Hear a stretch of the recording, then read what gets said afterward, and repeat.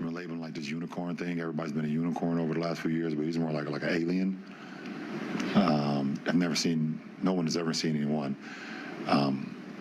as tall as he is, but as fluid and as graceful he is out on the floor.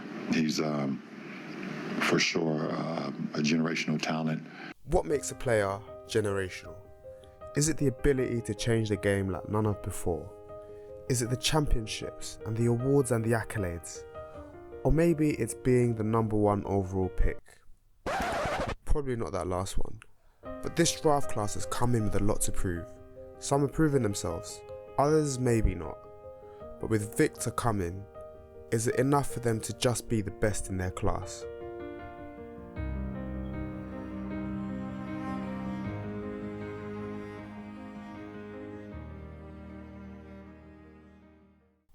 Let's play a game.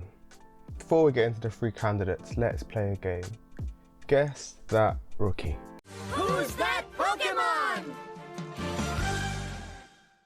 He's not in the top 3 candidates, but he's shooting 46.5% from the field and 40% from 3.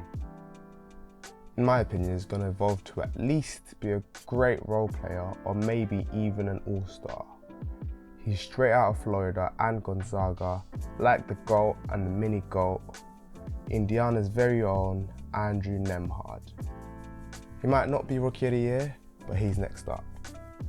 He's had a few highlights too. The winner versus the Lakers. Oh no, he held on it too long. Nembhard away! Yeah, baby! Got it! The rookie out of Gonzaga hits a 3 at the buzzer to win the game! Chefing up chef.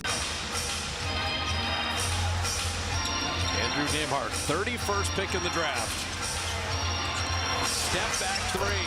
Oh, man. This is a night he will never forget. And some of his game day fits.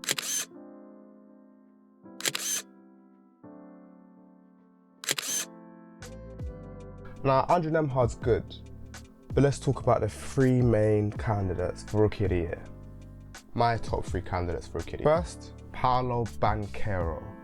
Paolo Banchero is a good NBA player. He looks NBA ready, I'll be honest. He's like a mix between Carmelo Anthony and LeBron James. He's got the scoring ability of Carmelo, except from 3 because he's not shooting great from 3. But he's got the scoring ability of Carmelo, but he has the stockiness and the basketball IQ of a LeBron James. He's averaging 22 points, 7 rebounds and 4 assists, and he just looks NBA ready.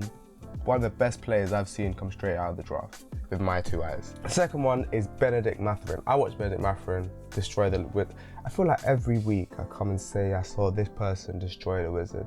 Bennedict Mathurin was one of the players that destroyed the Wizards over the past few weeks. He's averaging 18 points, 4 rebounds and 1.5 assists. Off the bench as well, not just starting, off the bench.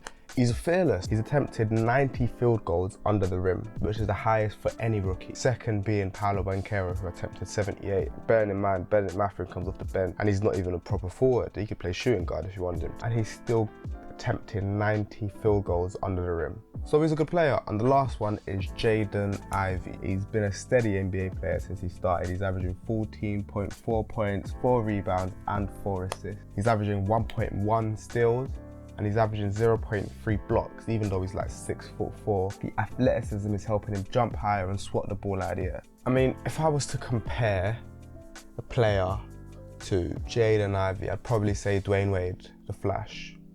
Yeah, fast player, pretty decent with the ball. Started off with a high turnover rate, but he's starting to bring it back down, and he's good across the floor. He can defend and he can score and he can assist. But my question about this draft class is whether it's generational.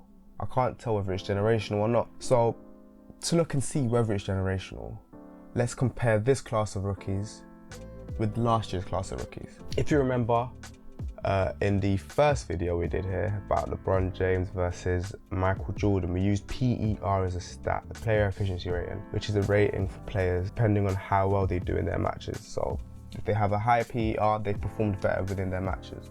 And if they have a high PER over a season, it means their average performance per match is better.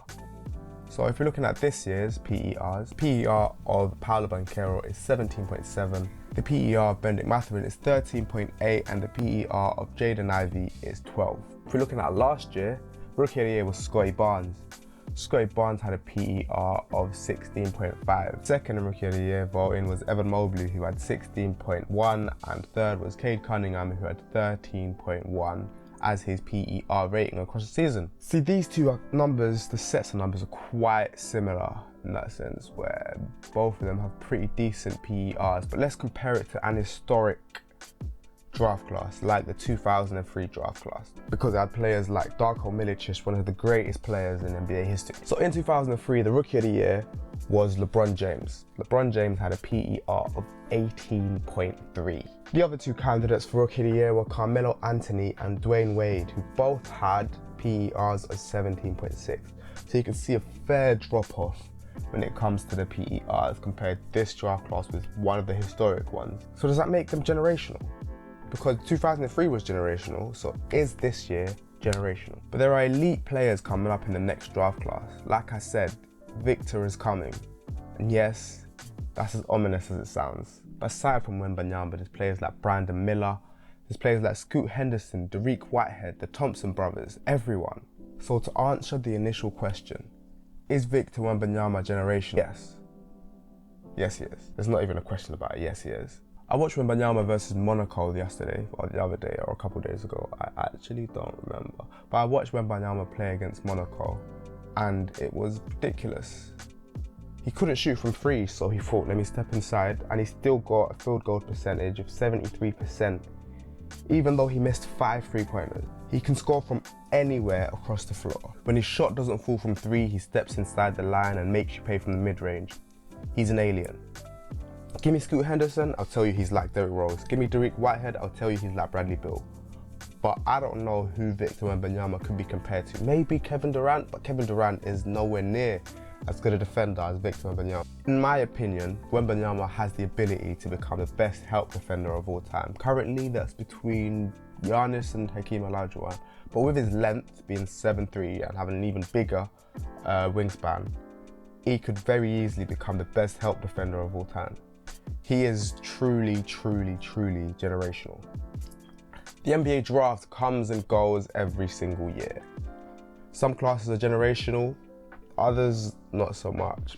This year is no different. The three players at the top are shining. They have the ability, they have the potential, but they need to hurry up because Victor is coming.